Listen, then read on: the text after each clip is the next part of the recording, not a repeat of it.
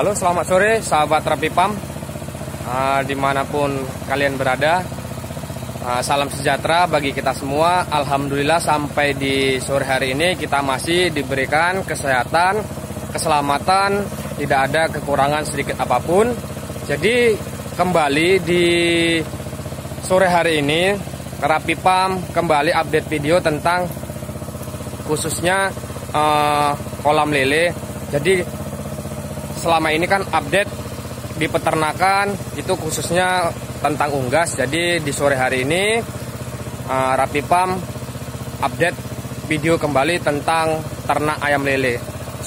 Ternak ikan lele, bukan ayam lele ya. Jadi di peternakan ikan lele Mas Eko ini ada lebih kurangnya sekitar 3 kotak dengan menggunakan media tanah, kolam tanah. Karena memang sesuai dengan pengalaman saya juga dulu pernah berbudidaya lele, yaitu menggunakan media kolam terpal. Jadi ada kekurangan dan ada kelebihannya masing-masing, khususnya ternak lele menggunakan media terpal ataupun media tanah. Jadi sesuai pengalaman saya, beternak lele menggunakan kolam terpal itu memang ya tidak terlalu ini, karena cukup menggunakan terpal. Namun ada plus minusnya. Plus minusnya ya kalau terpal itu kan pastinya 1 tahun atau 1 tahun lebih itu biasa mengalami pelapukan. Jadi kalau menggunakan media tanah seperti ini lebih tahan lama, bisa berjangka lama kita berbudidaya lele. Dan lele biasa kalau yang menggunakan media kolam tanah seperti ini lebih cepat pertumbuhan karena banyaknya plankton ataupun hewan-hewan yang ada di tanah di dalam dasar kolam itu bisa dimakan atau dimanfaatkan oleh lele-lele tersebut yang ada di kolam-kolam ini. Jadi ini peternakan ikan lele milik Mas Eko.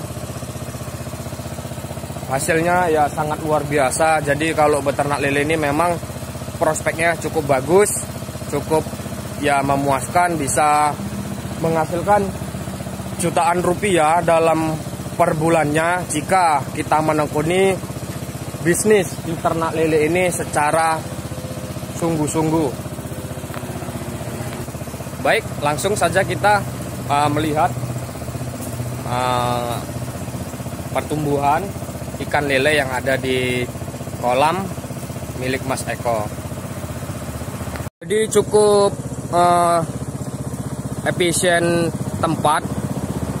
Sebelah itu berdampingan dengan tanaman cabai merah, sebelah bisa digunakan untuk budidaya ikan lele.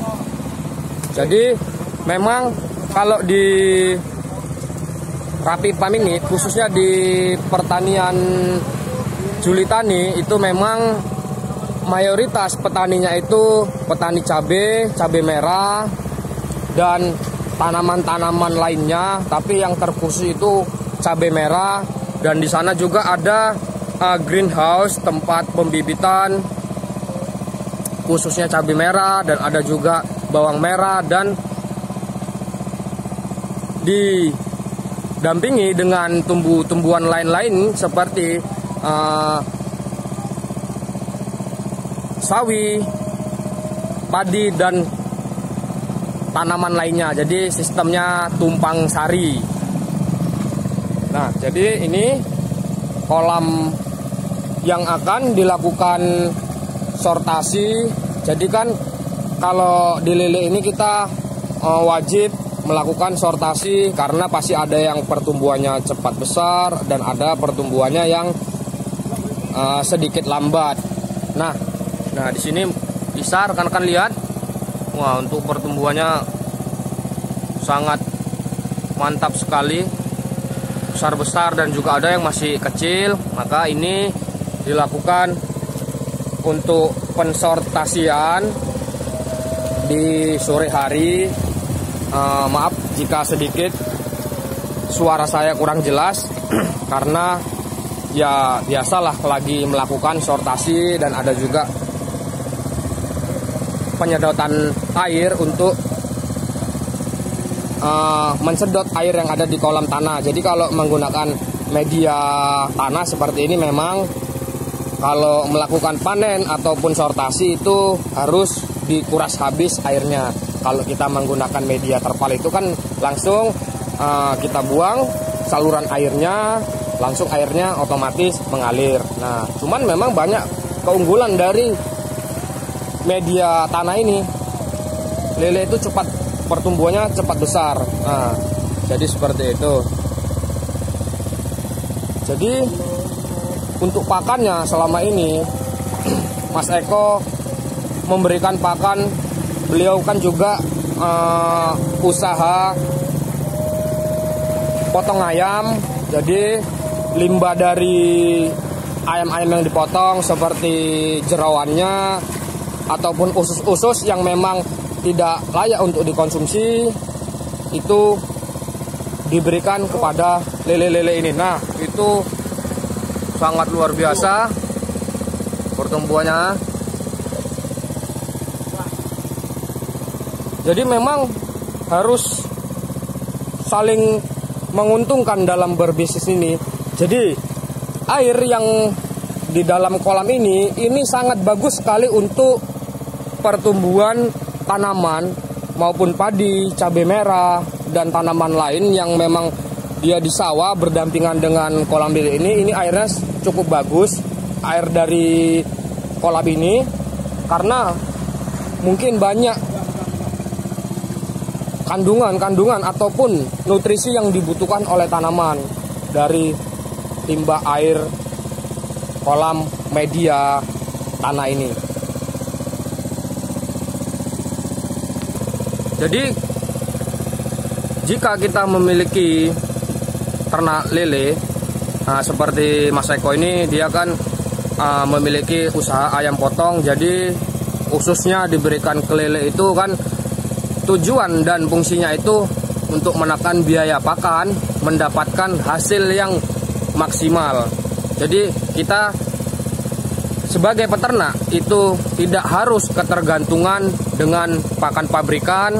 Kita bisa membuat atau mencari pakan alternatif yang ada di sekitaran kita ataupun dari sisa-sisa usaha kita yang lainnya. Nah, ini sebagian kolamnya. Ini nanti akan dilakukan pensortasian.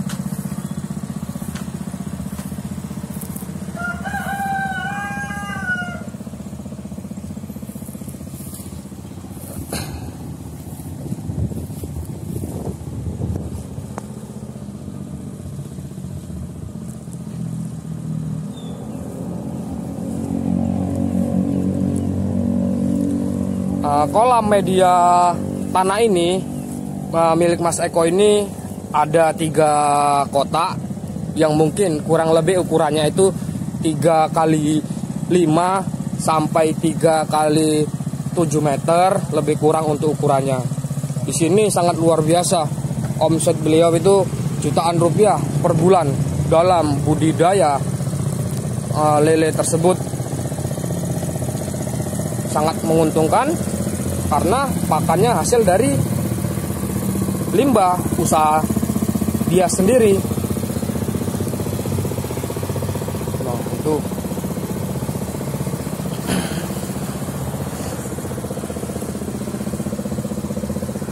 Nah, jika yang besar seperti ini, biasa ini dilakukan pensortasian, diletakkan di kolam yang memang ukurannya sesuai dengan ikan yang besar-besar ini.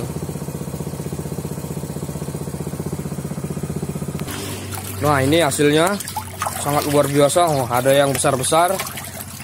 Mungkin kalau yang besar-besar ini sebagian bisa masuk ke kolam pancing sebagian bisa dijual ke pengepul ikan ataupun tukang ikan yang menyediakan ikan lele. Karena ikan lele ini kandungan nutrisinya sangat dibutuhkan untuk tubuh manusia. Baik sahabat Rapi Pam, tadi sedikit pembahasan tentang khususnya budidaya ikan lele yang ada di peternakannya Mas Eko. Jadi jika ada yang ingin dipertanyakan, silakan ketik di kolom komentar tentang khususnya budidaya ikan lele. Jadi bagi rekan-rekan yang belum subscribe, silakan subscribe channel Rapi Pam. Dan yang sudah subscribe, semoga diberikan yang terbaik ataupun balasan yang terbaik oleh Allah Subhanahu wa Ta'ala. Dan yang ingin memulai bisnis ternak lele, silakan dicoba, karena bisnis yang sukses itu adalah bisnis yang dijalankan, yang diactionkan, dan bukan hanya sekedar diingin-inginkan. Sekian dulu dari saya, Rapi Pam, salam ternak, salam sehat.